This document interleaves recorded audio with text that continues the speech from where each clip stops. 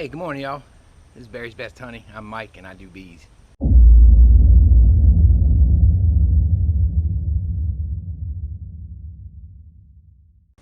Welcome back to another day in my 2020 beekeeping season. We're going all the way from winter through the next fall here in southeast Louisiana in my operation. And as I always remember, I'm not over here doing a how-to video.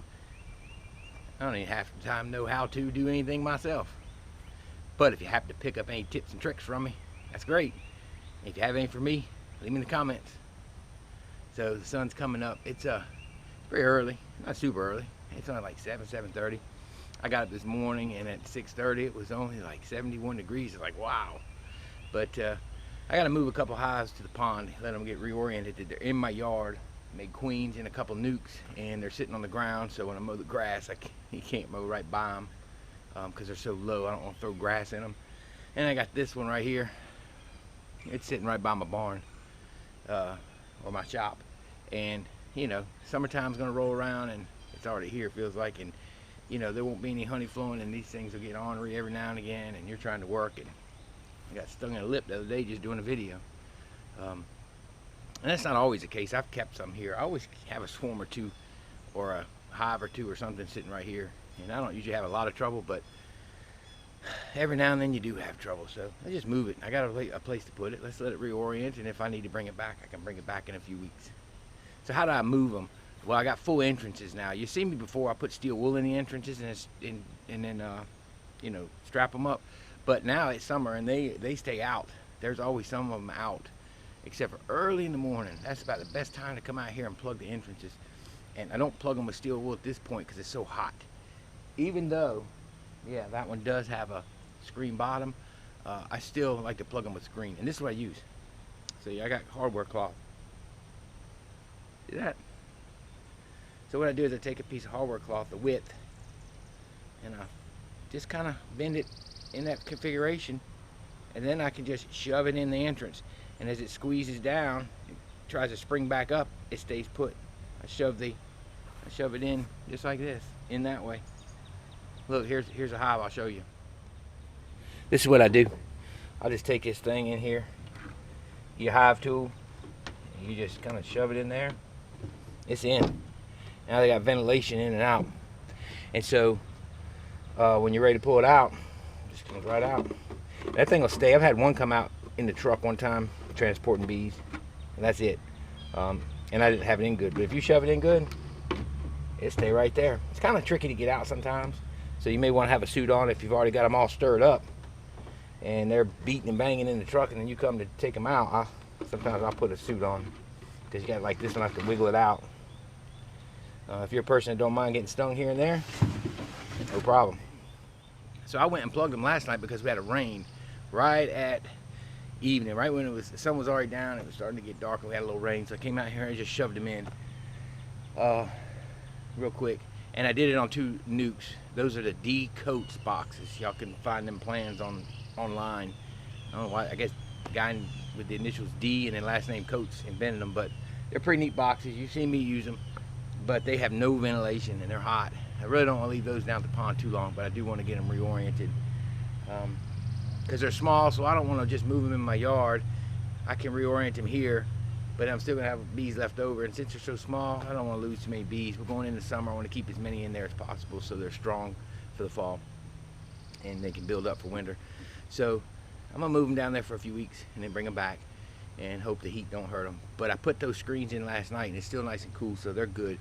But I don't ever want to clog them entrances up with steel wool this time of year, nor do I want to really clog the entrances up with anything this time of year without a screen bottom down here, because man, it gets hot very, very quick. Now if I wanted to reorient these, you know, there's all kinds of ways. You see branches put on them. I saw Mark, the struggling beekeeper, he did pretty neat. He stapled some branches on the front of his. That was pretty cool, because I always used to struggle to stick them on the front and they'd fall off, and you know, that was pretty smart. But another thing you can do, and this is what our mentor taught us at our association, was you can put toilet tissue in there. You take you some toilet tissue in the entrance and you plug that entrance to that toilet tissue very lightly. You don't necessarily want to do it right before rain because the rain will dissolve it, but you stick it in there nice and lightly in that entrance, and you know, pack it good, but not too tight. You just kind of figure it out. And what they'll do is they'll begin to chew it out. If they don't, within a day, you can kind of just make a little bit of a tiny little hole about the size of a coat hanger wire to where they can see light. And what they'll do is they'll chew that out. And as they chew it out and they're plugged up in there for a few days and they have to go through that toilet tissue to get out, they'll head on out through that, and that'll help them reorient just like a branch or something. So that's another way I could do those nukes. But again, you're not going to get them all to reorient. So I just as soon go ahead and move them since I got the chance. That's what I'm going to do this morning. All right, well, I'm going to go move this hive. I need to grab the 2 nukes, and let's get on down the road before it gets too hot.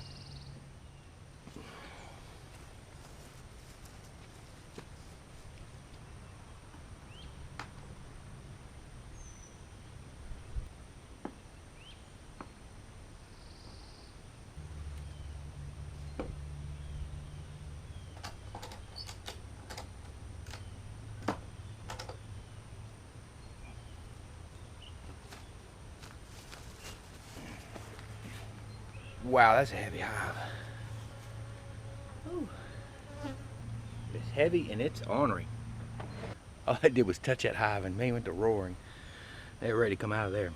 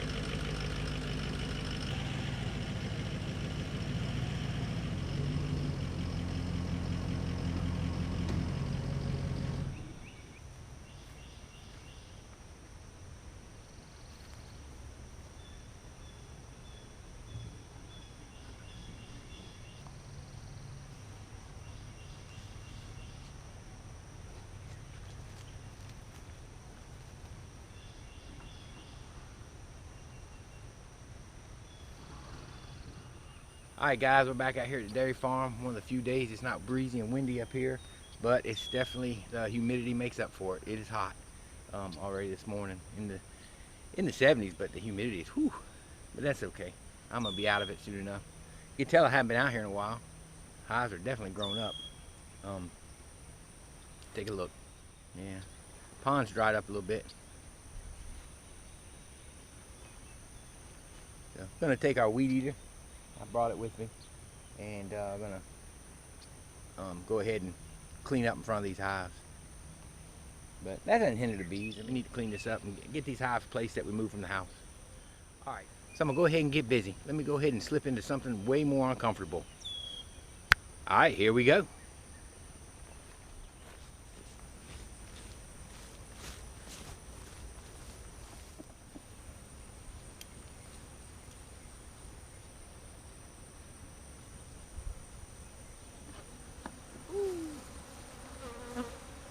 That's why I say wear a suit. They got shook up pretty good and they weren't happy.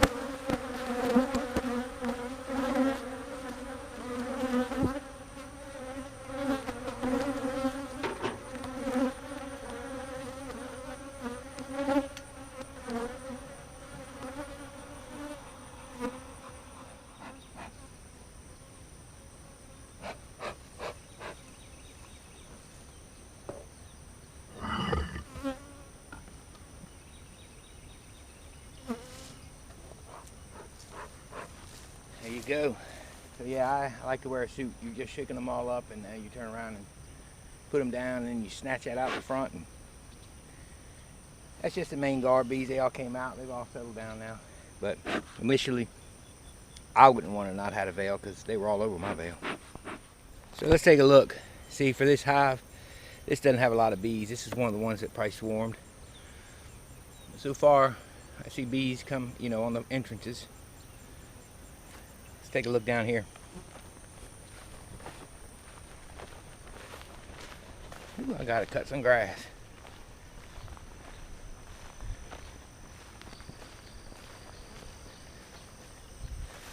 This was one of our problem hives. Yeah, see, it's still looking bad. Supersedure over supersede. Look at this one. That's not good. I wonder how that happened. But this one was superseding over and over and over. And you see there's hardly any bees. This one, yeah, probably swarmed. Not a lot of bees on it. That one, yeah, this was a swarm actually. This other one with the cracking. I don't know why that. I'm gonna have to fix that. But they're guarding. That one, it should be all right. And then the one down there, next to the one we just released. It's not got a lot, but we're gonna take a look and peek in some of them. Just open the tops and maybe go through the supersedure and see if it's worth even saving. Like I say, let those genetics weed themselves out. They tried over and over and over. They would get a queen, then they'd be a new supersedure. And you gotta remember, when there's a supersedure, they have a queen. She's putting an egg in that cup. Those are planned cells. Look at those two fighting.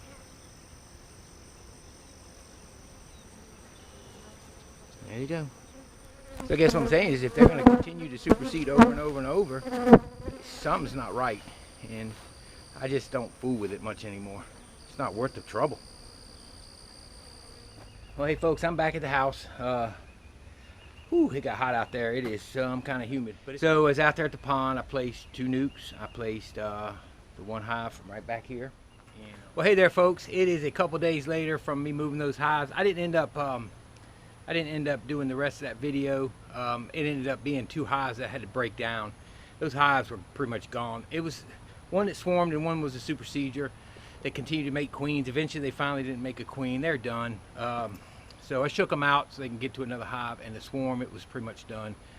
It had swarmed out and was dwindling to nothing. So I took all those frames and froze them. I had a few left over, and I put them in this box right here. I'm gonna show that to you real quick. But it is a few days later. I think that was about 4 days ago or 3 days ago. And here's where I can tell you there's still somewhat of a flow going on. I put frames in this box because I didn't have room in the freezer. Look, see that capped honey? Those bees are in there, but they're only getting the nectar out of the frames, out of the open cells. That capped honey, they're not even touching it yet. If there was no flow going on, they would have ripped this thing to pieces. It'd been gone in a day. And I already took 2 other frames out that I'm gonna spin. They got the nectar, so I'm gonna spin the rest of the honey because there was a lot of capped honey. So anyway, so I didn't film all that, but it's done. Basically, I put the 2 nukes out there, and I put the other hive that was right over there, and they're settled over at the pond. We'll let them reorient, and I'll probably start bringing hives back over here eventually. That's it. Just wanted to show you that. But look, take a quick look at this video I just put together. It was on about the second to last swarm box I took down out the trees, and I put this little clip together and was going to use it in one of the videos and never did, but now it's appropriate. Take a look and see. As far as setting up boxes in my yard, I don't set them up in my yard no more. But what I do accidentally do sometimes, accidentally on purpose, kind of just take those old boxes and just kind of set them right like that on my stand. You see, I accidentally leave the bait in there, and I kind of accidentally leave the man lake bait in there. I also accidentally put the entrance reducer back in, and I accidentally face the entrance away from my entrance to my barn. I catch a swarm there just about every year. Now, if I need that deep, I'll use that deep, but if I don't need it, it'll sit there. I'll probably catch a swarm again this year. I catch a swarm every year in this spot. Swarms are fun. Swarms are fun. So folks, I'm cutting grass yesterday, and I look over, and there's that box. What'd you think is there? But of course, swarm. So there it is. So I'm gonna pop it open. I'm not gonna settle it today, but I'm gonna pop it open and see what it is. Now look, I've got hives swarming left and right. So I'm sure it's out of one of mine. Who knows? It might have been a small nuke. I don't know what it was. It could have been one of the bigger hives, but I gotta see how big it is. But it couldn't have been in there more than 3 or 4 days.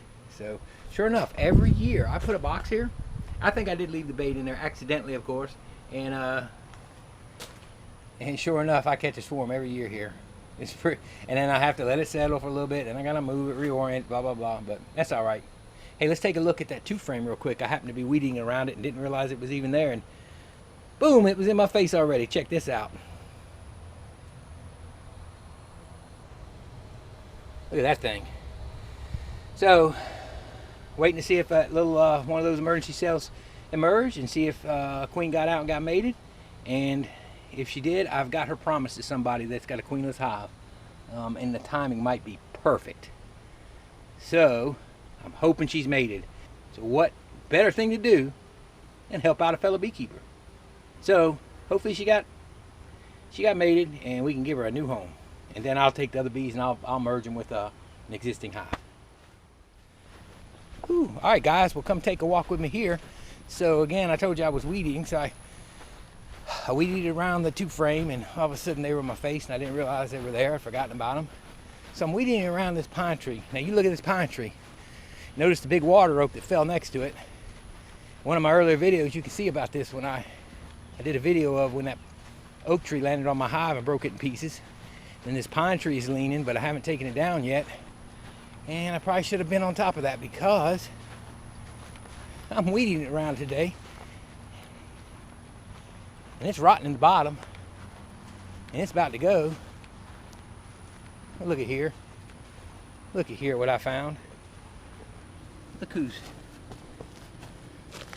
doing a little fanning. Bringing pollen in. Hey, Mr. Ed, you ready to cut one out of a tree? No telling which hive that came from. And look, it could be wild hives around here too, but most likely one of mine. Yep, and they're all up in that old rotten thing, and I'm not about to take it down anytime soon, so they're gonna have a home for a little bit. So hey, let's back out and let's go take a look at my top bar. Now it's hot. It's probably hitting the 90s. Well, right now it's not. It's probably down off the 90s now. But you talk about warm. Oh. My top bar is not ventilated very good. I built this a long time ago. Look at that. They're warm.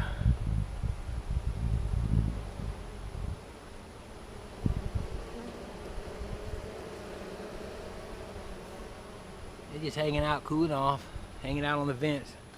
There's probably bees all up on top of the top bars. Look at that.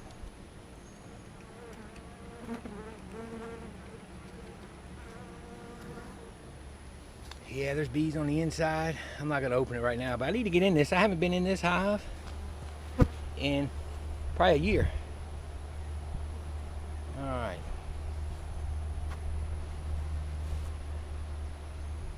Let's go take a quick gander and see if we can see what's inside that swarm. All right, guys. So let's take a quick peek. I'm not gonna try and frame it up. I'm not gonna do anything. Heck, it may only have a couple pieces. It may be full. I don't know how long it's been here. Not more than a week, I'm sure. But there's a flow going, so who knows what they put. But I want to get a quick look inside and just see what's in there. And I'm gonna take y'all with me, and we'll see what they've built. And we got a lot of rain coming, and possibly some tropical weather. So I don't know when I'll be able to get in it, but I've been out string trimming this entire property and the ditch and everything, so I need to get in and get something to eat and take a break. It's hot, so we'll do this. I just found them yesterday, so we'll do this weekend if we get a chance. That's just a little stacked up area. I'm gonna use some smoke for sure. I don't know where they're at in there. Couldn't have been here too long. Might be a good hive. I have a couple hives that had a lot of bees, and now they don't. As far as how many were in there, so.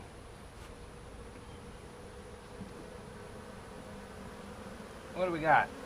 Oh, and they're building it. Look where they're building it. Yeah, they hadn't been in here but a day or so. And it's a small swarm, so that's kind of a nice. That's kind of good that it's small, because it means maybe one of my hives isn't decimated on population right now. All right, let me get them back in. So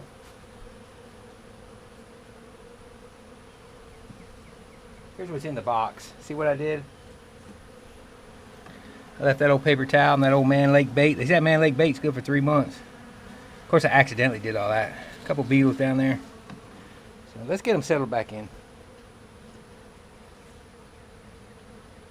Ooh, I can smell honey. You smell that tallow.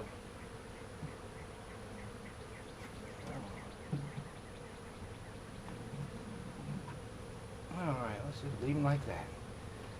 Alright, so we got to deal with them this weekend. Alright, so they appear to be pretty small, which I figured they were by the looks of them the other day, yesterday. They didn't look that big. And I didn't want to find a huge swarm in there. That means one of my big hives left. But I do have a couple big hives out there that have a lot less activity on them right now. And that hive in that tree that we looked at, that colony, that's not a big one.